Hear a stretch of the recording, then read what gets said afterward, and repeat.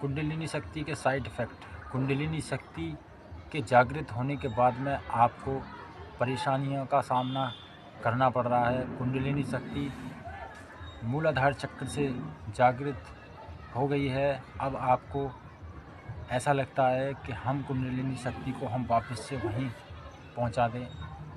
आपको घबराहट हो रही है, परेशानी हो रही है, दिक्कतें आ रही हैं, आपको नींद नहीं आ रही है, आप दुखी हो, कुल मिला के ये है कि आप परेशान हो, तो हम इसके बारे में आज आपको बताएंगे। नमस्कार दोस्तों, मेरा नाम राजकुमार लीजा और मेडिटेशन चैनल में आपका स्वागत है। कुंडलिनी शक्ति से संबंधित जानकारी आपको मिलेगी। इस वीडियो को अंत तक देखना, लाइक करना, सब्सक्राइब करना। दोस्तों, कुंडलिनी शक्ति जो आप जागृत कर चुके हो या जागृत करना चाह रहे हो, तो समझ लीजिए आप अपनी जीवन को एक खाई में डाल रहे हो, और खाई में डालने के बाद में आप उस खाई में गिरने के बाद में आप सोच रहे हो कोई हमें बचाने आए, कोई हमारा मददगार बने, हमारी सहायता करे कोई, या वीडियो ढूंढ रहे हो। अब कुंडलिनी शक्ति जागृत होने के बाद में आपको परेशानी देखने को मिलेगी, तो आपको मदद की आवश्यकता पड़ रही होगी। तो दोस्तों, कुंडलिनी शक्ति को जागृत करने वाला साधक ये सोचता है कि मैं शक्तिशाली बन जाऊंगा और मेरे में शक्तियाँ आ जाएंगी, भूत प्रेत कोई मेरे आसपास नहीं भटकेगा। मेरे भक्तों, पहले आप ये तो सोच लो कि कहीं आप भूत ना बन जाओ। कभी पता पड़े कि आप कुंडलिनी शक्ति के चक्कर में ऊपर गए, या आप हो तो यहाँ भूत से भी बदतर ज़िंदगी हो गई है, तब आप सोच रहे हो कि हम तो जैसे पहले थे ऐसे हो जाएं। इसीलिए नोट करना, कुंडलिनी शक्ति जागृत हो गई है, उसके बारे में भी आपको बताया जाएगा, और कुंडलिनी शक्ति जागृत होने के बाद जो परेशानियाँ आ रही हैं उनके बारे में भी बताया जाएगा। आपको संतुष्टि दी जाएगी पूरी, क्योंकि यहाँ कुंडलिनी शक्ति 1 साल पहले जागृत की गई थी, और उसमें जो परेशानी महसूस हुई तो हमने वहीं के वहीं कुंडलिनी शक्ति को शांत कर लिया।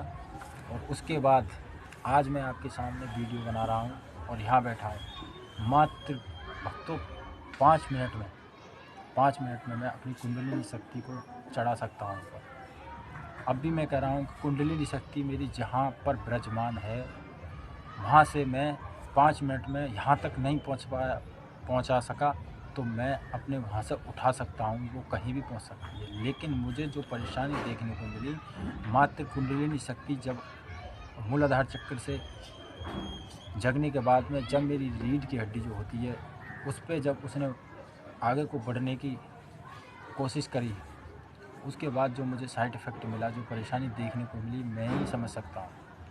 मैंने ये सोच लिया कि मुझे ये कुंडलिनी शक्ति जगाने का कोई लाभ नहीं है सिवाय नुकसान के। दोस्तों, इतना भयंकर सीन है इसका कि आदमी को अनुभव नहीं रहता है कि इसको जगाने के बाद में हमें ये चीज़ देखने को मिलेगी। मैं काफ़ी समय से भक्ति कर रहा हूँ, और मैं गुरु भी हैं मेरे, और कभी कभी मैं गुरु से अपोजिट चल जाता हूँ। सोचता हूँ कि मैं और ज़्यादा शक्ति प्राप्त कर लूँ। तो दोस्तों, ये मैं भी इस चक्कर में पड़ गया, लेकिन आज मैं अपनी सही स्थिति पर बैठा हूँ, जो मैं समझ गया टाइम से, वरना कुछ भी हो जाता। इसीलिए मैंने चैनल बनाया है, ये वीडियो भी उसी माध्यम से बना रहा हूँ। जिन जिन साधकों तक जाए उनको ये वीडियो मिले, जो वो वीडियो से लाभ प्राप्त करें, इस चक्कर में ना पड़ें।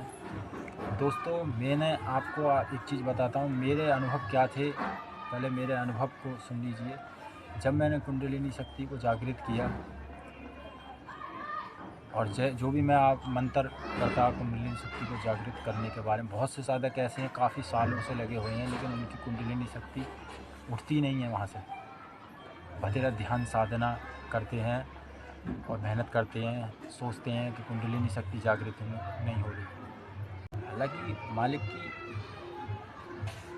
और गुरु की और उसके शरीर की अच्छाइयों की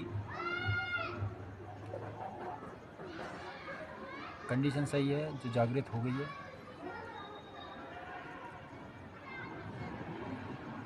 परंतु जो इसको झेलता है वो ही जानता है इसके बारे में कि कुंडलिनी शक्ति को जागृत करना सही है या गलत है।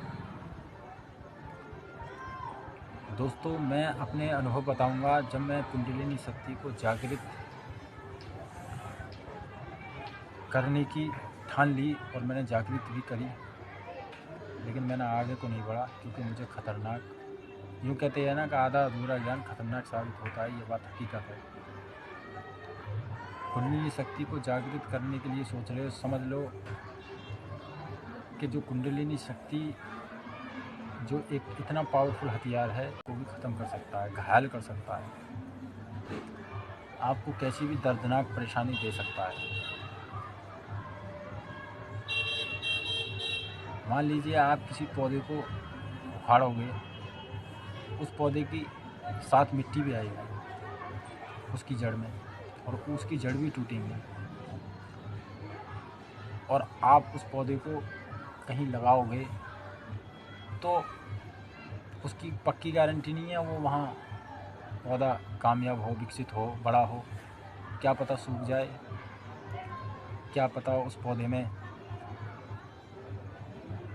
वो प्राण शक्ति ना रहे जो पौधा वृक्ष बने पौधे से। तो दोस्तों, इसीलिए मैं एक बात कहता हूँ कि कुंडलिनी शक्ति को जगाने की सोच तो रहे हो, शक्ति पाने की सोच तो रहे हो, लेकिन ये कितना खतरनाक सीन है इसको आप नहीं समझ रहे।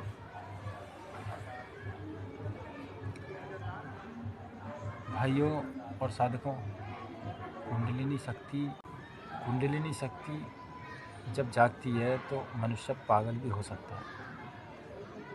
ये बात लिख के दे रहा हूँ, पागल भी हो सकता है, क्योंकि आज के जो मनुष्य हैं वो जागृत तो कर सकते हैं लेकिन इसको झेल नहीं सकते हैं। क्यों? हमारे माइंड में इतनी शांति नहीं है, हम क्रोध को नहीं त्याग सकते। यदि हमने क्रोध को त्याग दिया तो हम आसानी से कुंडलिनी शक्ति को सहस्त्रार चक्र तक पहुंचा सकते हैं। और यदि हमारे अंदर जरा सा भी क्रोध है तो हमारी कुंडलिनी शक्ति कभी नहीं पहुंच सकती। वहां पहुंचने से पहले ही आपको बहुत नुकसान पहुंचा सकती है, आपको घायल भी कर सकती है।